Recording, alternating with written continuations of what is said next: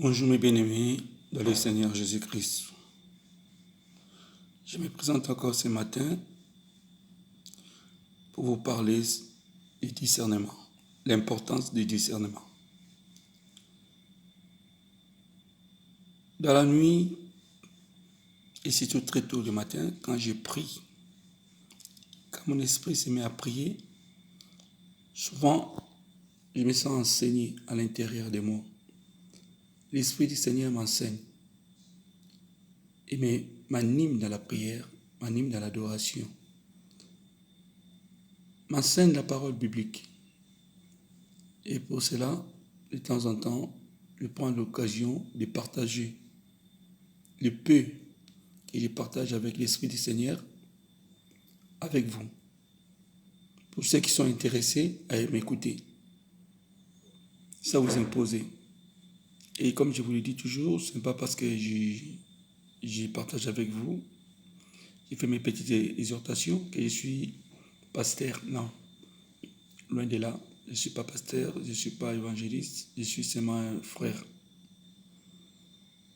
À condition, si le Seigneur vous dit, me révèle l'identité que je suis, si je suis son serviteur, là, il faut chercher auprès du Seigneur. Pour cette raison, je parle du discernement. J'ai constaté, par l'aide du Saint-Esprit, il y a beaucoup de nos assemblées. Je parle de nos assemblées africaines. De ceux qui se disent serviteurs et ceux qui se disent fidèles. J'ai compris une chose, souvent, les gens viennent dans l'assemblée, viennent prier, viennent donner, mais beaucoup de fidèles ne cherchent pas le discernement. Beaucoup de fidèles ne cherchent pas le discernement. Le discernement est très, très important pour connaître la voix du Seigneur, pour prier dans la vérité, pour adorer dans la vérité, pour donner son offrande, sa dîme dans la vérité. Pourquoi je vous dis ça? Souvent, les gens se plaignent, ouais, nous prions, il n'y a pas de résultats, nous donnons des offrandes, la dîme n'est pas de résultats. Mais comment voulez-vous chercher les résultats si vous ne cherchez pas le discernement? Le discernement vous permet à connaître quelle est la voix du Seigneur véritable, qui sont les serviteurs recommandés par le Seigneur, ceux qui ont la vocation, qui ont des dons de Dieu, et quel est le résultat de nos offrandes et nos dîmes que nous faisons auprès du Seigneur. Quand les gens lisent les livres de Malachie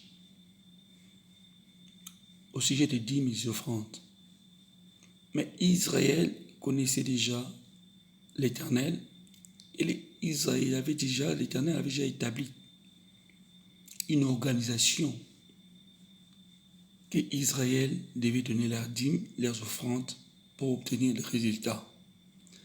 Mais souvent, des organisations, que nous appelons les assemblées, beaucoup se créent par la volonté des hommes et du diable.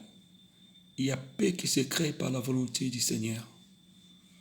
Et si vous êtes dans une assemblée où, comme on dit Bonzambe, les mystères des cieux, nous on appelle à Lingala Bonzambe, n'est plus, n'a jamais existé. Vous êtes là. Vous donnez vos dîmes, vos offrandes. Quel résultat attendez-vous? Vous priez, vous adorez. Où va votre adoration? À qui adressez-vous votre adoration? Vous devez chercher le discernement, c'est très important pour savoir est-ce que nous louons, nous adorons l'Éternel qui est Dieu. Dire Dieu, la Bible nous fait connaître, fait comprendre. Baal était appelé Dieu aussi. Les Égyptiens ont des dieux. On a vu beaucoup de dieux dans la Bible. Mais il n'y a qu'un seul qui s'appelle Éternel Dieu, qui est créateur. Parce que les autres dieux toutes sortes de divins, ce ne sont que des démons. Beaucoup de voyants. Les voyants révèlent des choses. Nous lisons dans la Bible. La femme voyante que Saoul avait rencontrée, elle c'était une prophète, et c'était une voyante. Mais ce qu'elle avait dit à Saoul n'était-il pas accompli? Même si était sourd à ce moment-là, sous l'influence de l'Esprit de Dieu, mais elle a reconnu elle-même que les démarches qu'il avait faites pour Saoul avaient attiré notre esprit. Il n'était pas l'esprit sur lequel que cette femme opérait. Quand il a vu cet esprit, il a vu l'esprit que j'ai évoqué. Les requêtes qu'il m'a demandé m'a attiré sur moi l'esprit de l'Éternel, du Dieu supérieur, du Dieu d'Israël. On a vu comment la femme avait crié. Même cette femme, pourquoi avait crié? Parce que, étant une femme qui opère dans les divins, elle a compris que l'esprit sur lequel elle avait appelé, ce n'était pas l'esprit de Dieu. Et ce n'était pas l'esprit des démons, mais plutôt l'esprit de l'Éternel, notre Dieu. C'est pour ça, frères et sœurs, je vous invite.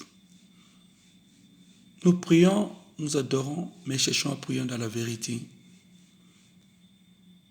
Nous n'avançons pas, nous ne nous convertissons pas, nous ne nous transformons pas, parce que nous prions, mais pas dans la vérité. Beaucoup d'entre nous se repentent, mais peu se convertissent. Il y a une différence entre se repentir et se convertir. Nous lisons dans la Bible, nous avons vu Simon le magicien.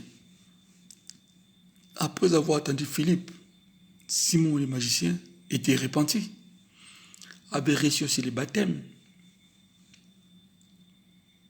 Mais son problème, Simon, il n'était pas converti. D'abord, quand Pierre était venu, et Jean, pour baptiser quelques-uns du Saint-Esprit, on a vu la manière de demander, la manière que Simon avait demandé, ne répondait pas aux critères propres du mystère du Christ. Et nous avons vu aussi la réponse de Pierre à son égard était coriace, était brutale. Il a fait savoir qu'il n'a pas part au mystère du Christ. Or, il était baptisé d'eau. Mais le problème, parce qu'il n'était pas converti.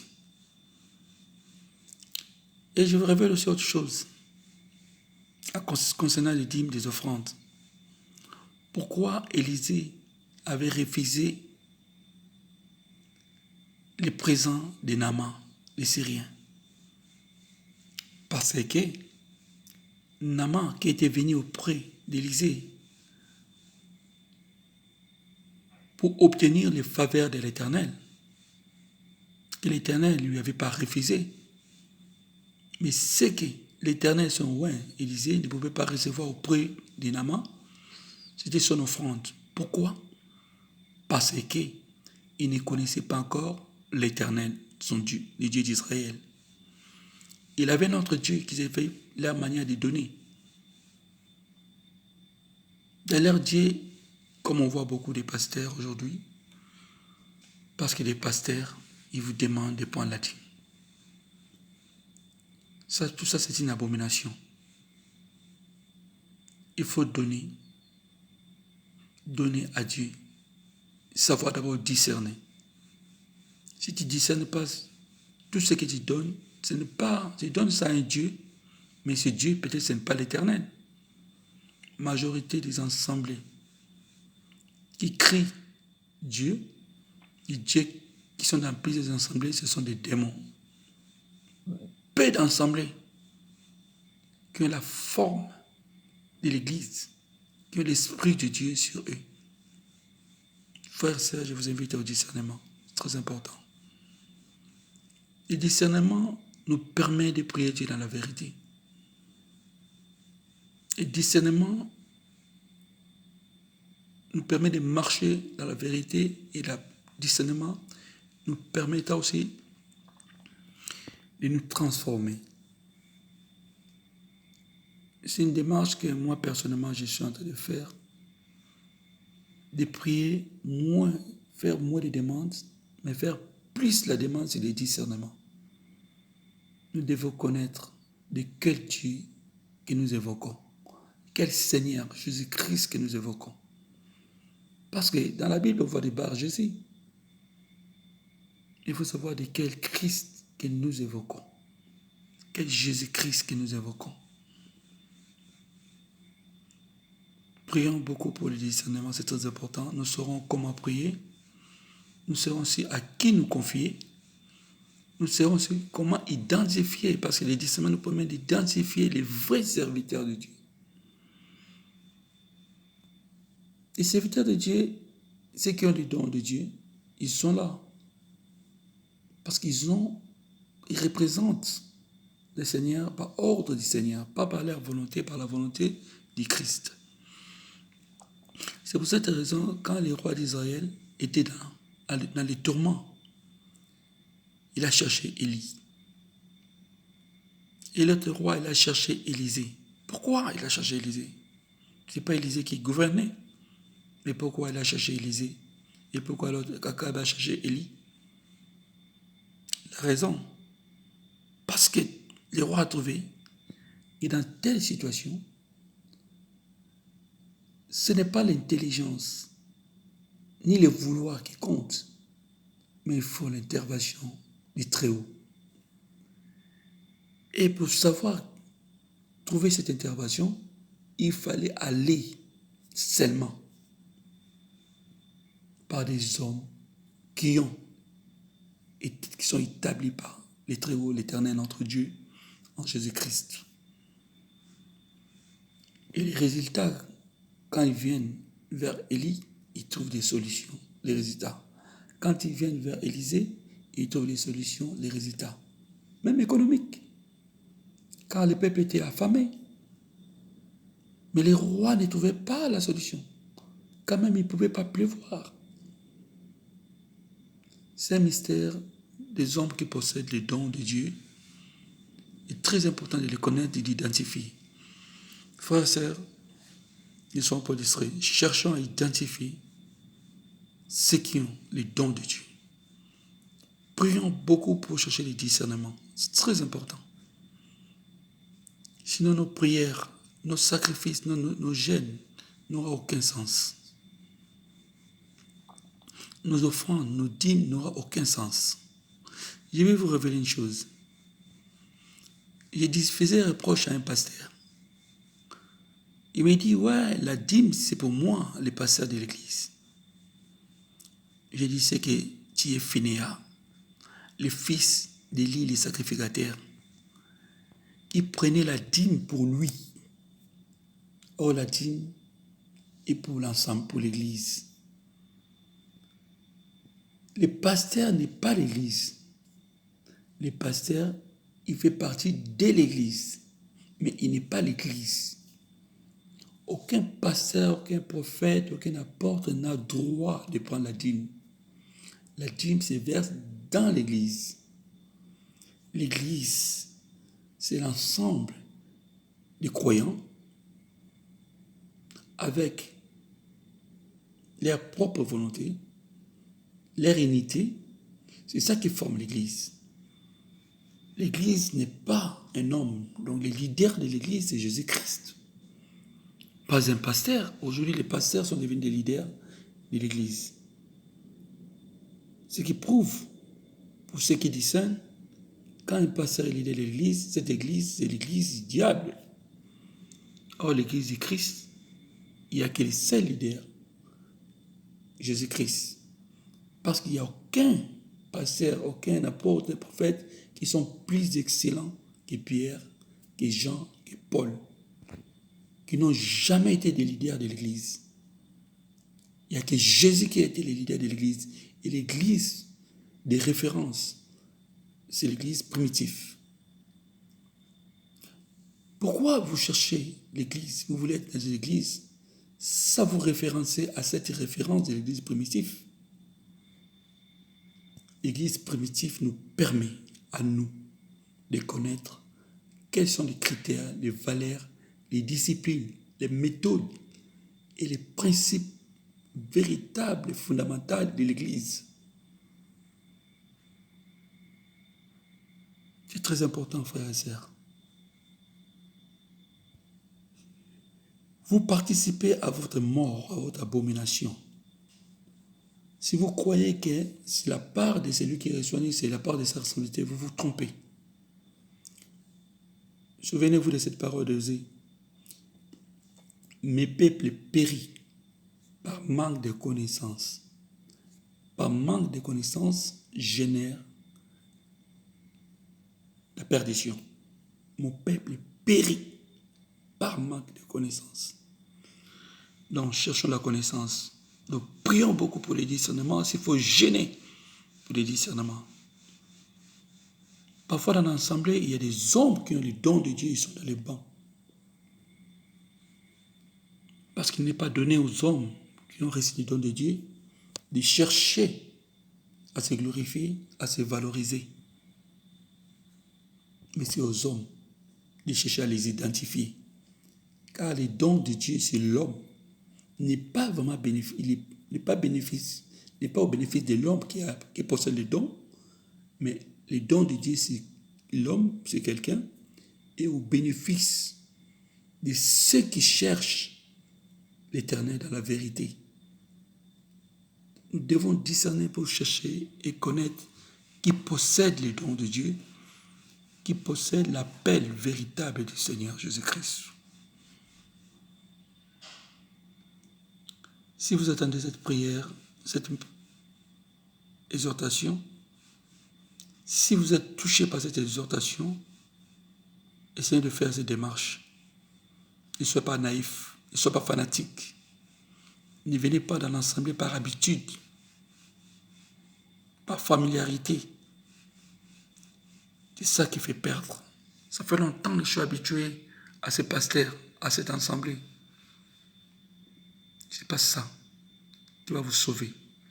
Cherchons-nous, battons-nous pour notre salut, pour que notre salut soit cohérent, soit correct. Nous pouvons seulement chercher la vérité. Et la vérité, pour connaître la vérité, la voix du Seigneur, nous devons chercher le discernement. Et pour chercher le discernement, nous devons prier, se consacrer et beaucoup demander le discernement pour que nous connaissions qui possède les dons de Dieu et quelle est la voix du Seigneur pour que nous puissions sortir de cette situation médiocre qui nous maintient dans le paganisme. Que le Seigneur nous aide. Que cette parole vous touche. Nous touche tous, moi y compris. Parce que même moi, personnellement, je me bats pour ça. Nous voulons vraiment être dans la conversion. Quand je me refuse de demeurer dans la repentance. La conversion. La repentance, c'est mon effort. Mais la conversion, c'est fait par l'Esprit du Seigneur. Car nous disons dans la Bible, nous avons vu quand les apôtres étaient repentis, ils suivaient Jésus. Mais le temps de la Pentecôte, les apôtres étaient convertis. Là maintenant, ils marchent avec Jésus. Suivre Jésus et marcher avec Jésus, c'est deux choses différentes. Celui qui marche avec le Seigneur, c'est lui qui connaît le Seigneur, qui est déjà converti, à qui le mystère du Christ est celui. Que le Seigneur vous bénisse. Amen.